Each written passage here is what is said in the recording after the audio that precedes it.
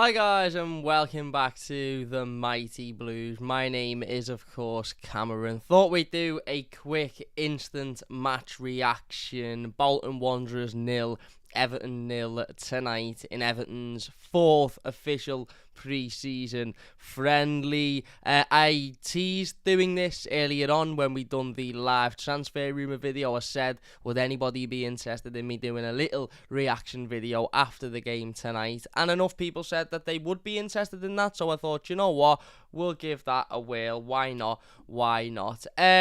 Just finished watching the game. It's literally just finished about 10 minutes ago.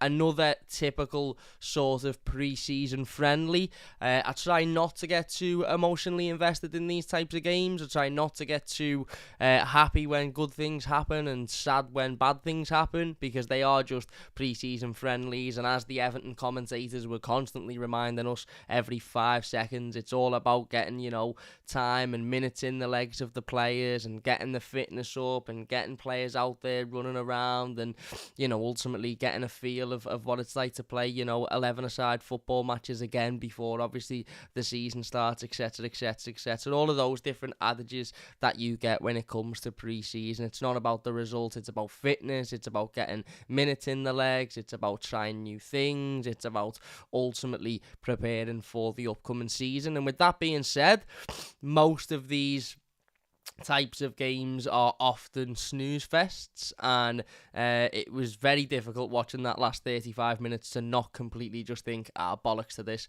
I'll go and get a bath, or I'll go and stick the PlayStation on, or whatever. But ultimately, it was what it was, a goalless draw. Our first goalless draw of pre-season, of course. 2 wins and 1 draw prior to this game. So the only game that we haven't seen a goal in. And we had some chances. Obviously, the starting 11 for the first half was, filled with players that you would expect to see in Everton starting 11 for the Premier League season next season. Hopefully, not the starting 11 that we see week in, week out next season. Hopefully, there's some additions there. It was without Dominic Calvert-Lewin. It was without Arnold Danjuma. It was without Ben Godfrey, who played in the second half. No Abdoulaye Doucouré, no Idrissa Gana Gueye, no Jordan Pickford. But it did have Amadou Onana in there, Andre Gomez back in there for the first time in a while in Everton colours. Ashley Young in there, of course, with Lewis Dobbin and Neil Maupay playing in a front two, in a 4-4-2 sort of formation. And I thought we looked okay in the first half. I thought going forward we looked good. I thought Dwight McNeil once again was busy.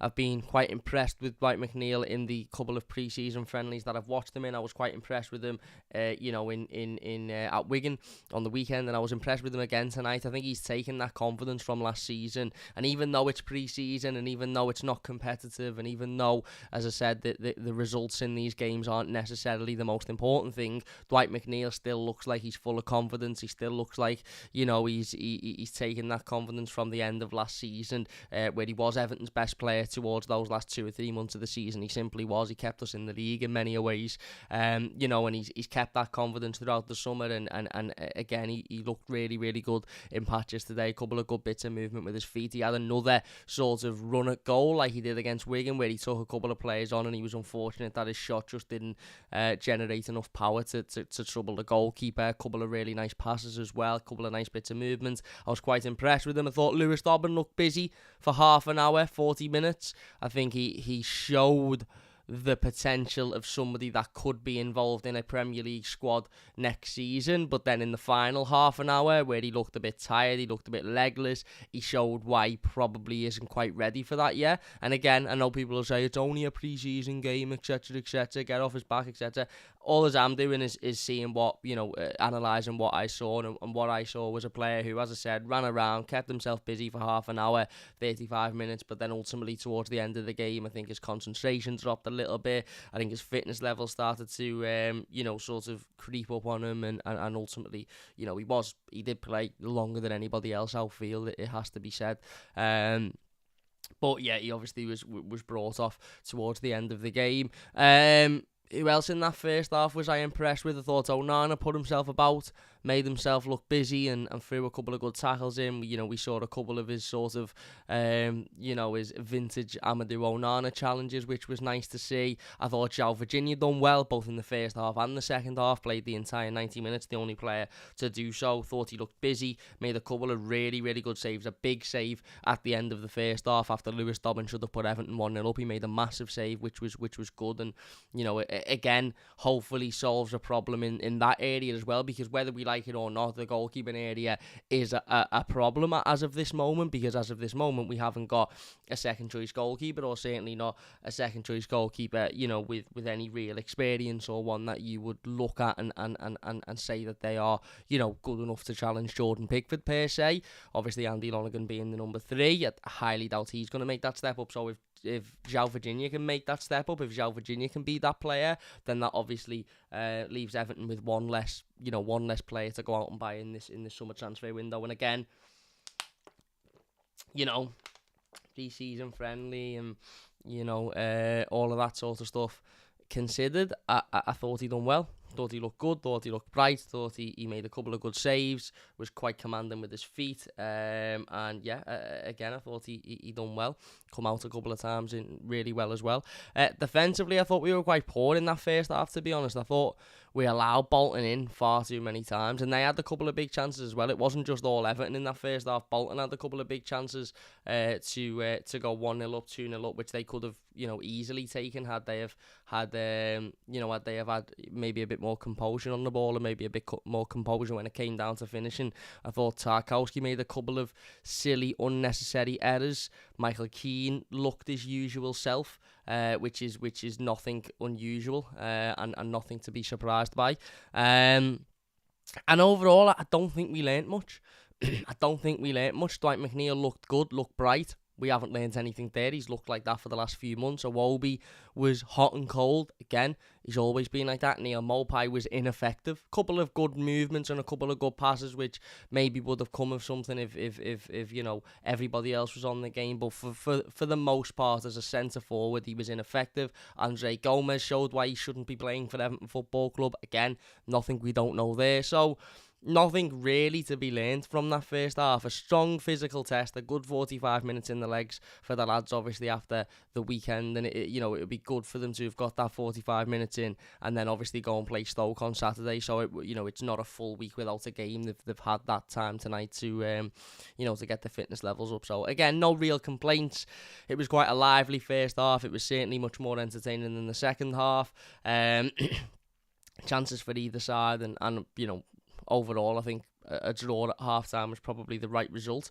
And then, obviously, the manager made 8 changes in the second half. Only Lewis Dobbin, Michael Keane and João Virginia remained from the first half team, meaning, obviously, the likes of Nathan Patterson, the likes of Dwight McNeil, Alex Iwobi, Ashley Young, all Neil Maupay, all obviously coming off to be replaced by a whole load of under-21s players, Liam Higgins being one of them, Francis Okoronkwo being one of them, obviously Katia Kuyate was in there, Lewis Waddington was in there, Stanley Mills was in there, Mackenzie Hunt was in there, a whole load of under-21, under-23 players that ultimately were given an opportunity to play a difficult game, and I thought they done well.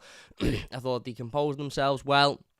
Again, it was a much more sort of tactical second half. It wasn't as end-to-end, it wasn't as entertaining, there wasn't as many opportunities as there was in the first, but again, I thought the young lads done well. I thought Lewis Waddington done well in the midfield, commanded, looked good on the ball, his passing range was good, his movement was good. Thought Dobbin sort of faded out a lot, and that ultimately is why he was taken off. Thought Okoronkwo put himself about, again, not brilliant on the ball. It wasn't anything I was overly surprised with or anything I was sitting there screaming shouting about, but he put himself about, won the ball back a couple of times, made himself busy. Thought Liam Higgins at right back looked good, looked a tidy little player, can move the ball around well. Tyler Onyango put himself about, had a good opportunity, which was really, really unlucky. Actually, it was ultimately an inch or so away from being a really, really good goal. But yeah, again, a good run out for the under-23 lads, and it'll give them that opportunity to be able to look back. They've played a a difficult side now away from home. You know, they've had a test, and it is a test. There was a couple of players on that Bolton side that, you know, ultimately proved to be difficult to play against. The centre half, the big Portuguese centre half, was incredibly difficult to play against for the first team and for the under-23s. But you know, it was a good test. Some hard work, some battling. I'm not quite sure what Sean Dyche will have learned from that second half in regards to the under-23 players. You know, okay, Lewis Warrington stood out. You know, Stanley Mills looked positive as well. You know, you could say Okoronkwo looked positive, but a lot of these players have already been in and around the first team anyway in terms of training with the first team and obviously playing in pre-season games, etc. I'm not too sure Sean Dyche will have looked at any one particular player there and gone, right, okay, he is really impressing me here. He's somebody that I'd like to bring through into the first team this season. You know, maybe Warrington, if we can't go out and get a central midfielder in that area to replace Tom Davies. I personally would rather have Lewis Warrington than Andre Gomez, but that's not me saying I think Lewis Warrington's good enough to play in the Premier League. But it was a good run out. You know, ultimately it was a pre-season game on a Tuesday night after 2 pre-season games 3-4 days before. So, yeah, a good run out, a solid game, chances for either side. And obviously, hopefully, we can go into that game against Stoke with new faces. Hopefully we get Dan Juma in there, Jared Branthwaite, James Garner, maybe even a new face, you know, coming into the club via the transfer this week, who knows. But yeah, pre-season game, it is what it is. Not very entertaining, but good to watch the Blues in the new away kit again, I suppose. So there you go, gonna leave it there. If you've enjoyed it, leave a like. If you are new to the channel, don't forget to subscribe. That would mean a massive amount to me. Rob says, even in camp from Belfast, thought we played well tonight. Yeah, I thought it was alright. The Blues says pre-season standard. That, yeah, there you go. Big thanks for watching. Leave a like if you've enjoyed it. Subscribe if you're new, and we'll see you after.